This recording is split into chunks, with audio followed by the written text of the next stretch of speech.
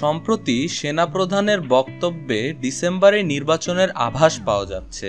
তাছাড়া কয়েকটি জনপ্রিয় রাজনৈতিক দল তাড়াতাড়ি নির্বাচন দেওয়ার জন্য তাগাদা দিচ্ছে অন্তর্বর্তীকালীন সরকারকে। আর এই নির্বাচনে বাংলাদেশের কোন রাজনৈতিক দল কতগুলো আসন পেতে পারে তা নিয়ে সকলেই কম বেশি জানতে চান।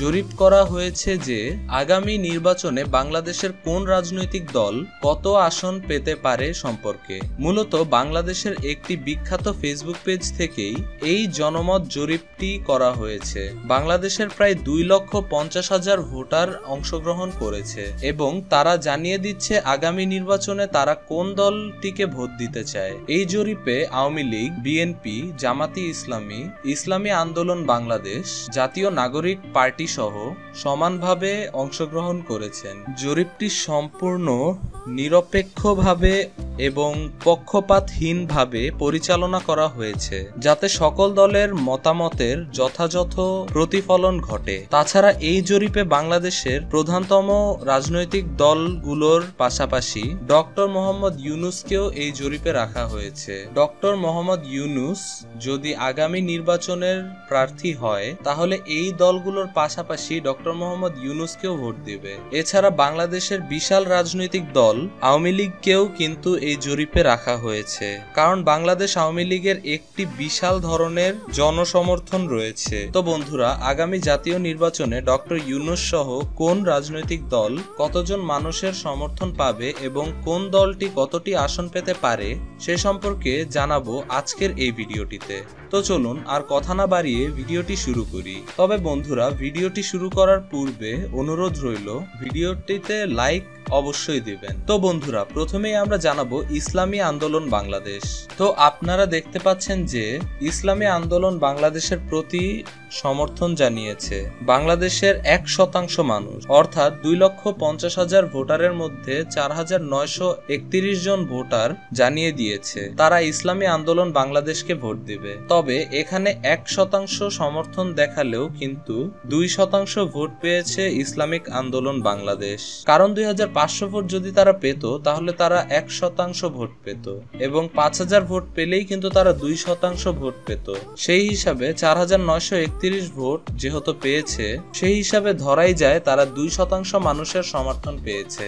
আর এই জনসমর্থন নিয়ে আগামী জাতীয় নির্বাচনে কমপক্ষে 5 থেকে 6টি আসন পেতে পারে এই দলটি। এরপর দেখে নেই এরশাদের যে রাজনৈতিক দল জাতীয় পার্টি, সেই জাতীয় পার্টির পক্ষে দেশের কত ভাগ মানুষ সমর্থন দিয়েছে সে সম্পর্কে। তো বন্ধুরা, আপনারা দেখতে পাচ্ছেন যে এই জরিপ অনুযায়ী প্রায় 2,50,000 ভোটারের মধ্যে দলটি 1% ভোটও অর্জন করতে পারেনি।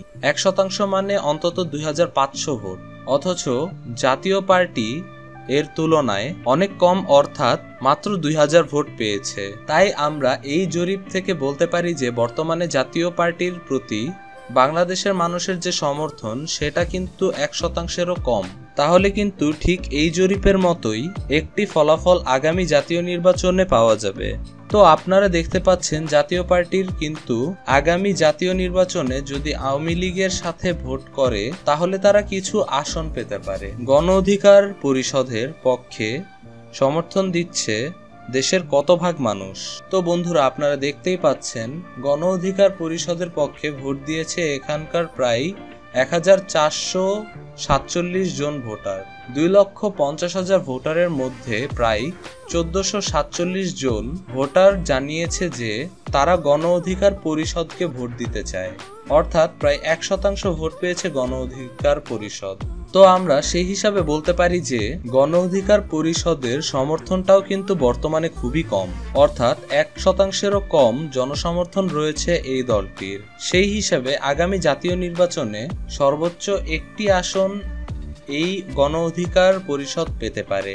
তারপর চলুন এবার দেখে নেই বর্তমান বাংলাদেশের বিএনপির পক্ষে বাংলাদেশের কত ভাগ মানুষ সমর্থন জানিয়েছে এই সম্পর্কে। তো বন্ধুরা, আমরা দেখতে পাচ্ছি যে বাংলাদেশের জাতীয়তাবাদী দল বিএনপির পক্ষে সমর্থন জানিয়েছে বাংলাদেশের 7% মানুষ, অর্থাৎ আপনারা দেখতে পাচ্ছেন 2,50,000 ভোটারের মধ্যে 20,010 জন ভোটার তারা জানিয়েছে যে বাংলাদেশের জাতীয়তাবাদী দল বিএনপিকে তারা ভোট দিতে চায়। বিশাল একটি রাজনৈতিক দল হিসাবে বিএনপি কিন্তু খুবই কম ভোট পেয়েছে, আর 7% ভোট দিয়ে বিএনপির পক্ষে সর্বোচ্চ 30 থেকে 40টি আসন পাওয়া সম্ভব হতে পারে।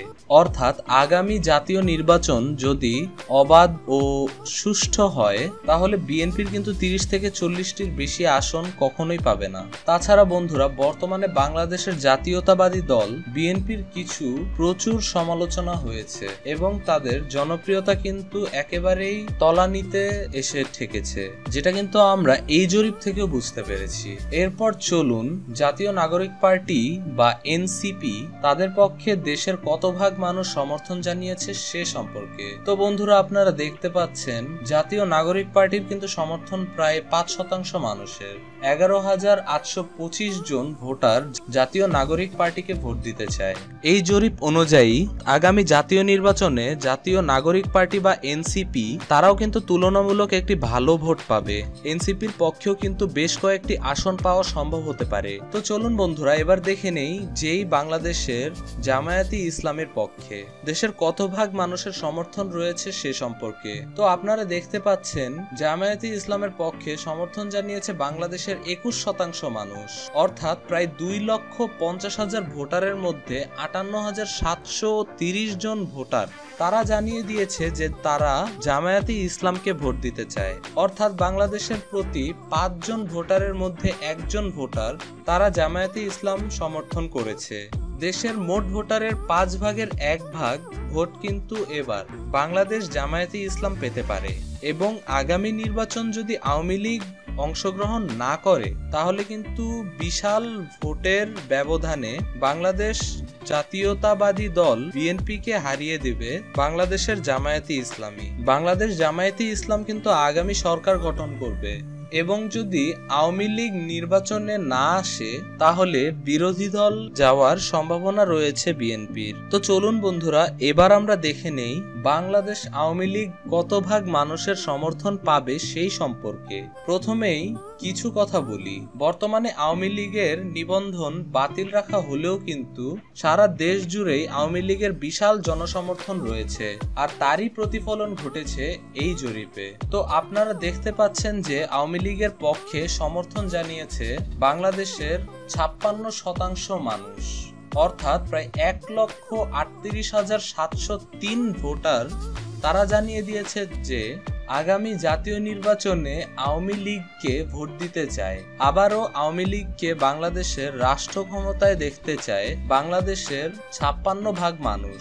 সেই হিসেবে আমরা এই নিরপেক্ষ জনমত জরিপটি থেকে বলতে পারি যে বর্তমানে বাংলাদেশের সবচেয়ে জনপ্রিয় রাজনৈতিক দল হলো বাংলাদেশ আওয়ামী লীগ, যারা কিন্তু দেশের 56 ভাগ মানুষের প্রতিনিধিত্ব করেছে, এবং অন্যান্য আরো 50 থেকে 60টা নিবন্ধিত রাজনৈতিক দল মিলেও কিন্তু আওয়ামী লীগের ধারের কাছেও নেই। আর এই জরিপটি থেকে বলতে পারি আগামী জাতীয় নির্বাচনে আওয়ামী লীগ অংশগ্রহণ করলে 150 থেকে 170টির মতো আসন অনায়াসে পাবে।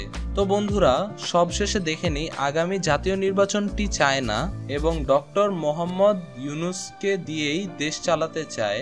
দেশে এমন মানুষের সংখ্যা কতজন রয়েছে সে সম্পর্কে। তো আপনারা দেখতে পাচ্ছেন ডক্টর মোহাম্মদ ইউনূসকে সমর্থন দিয়েছে দেশের 4% মানুষ, অর্থাৎ এখানকার প্রায় 2,50,000 ভোটারের মধ্যে 8,280 জন ভোটার, যেটা দেশের প্রায় 4% মানুষ, তারা কিন্তু কোনো নির্বাচনই দেশে চায় না।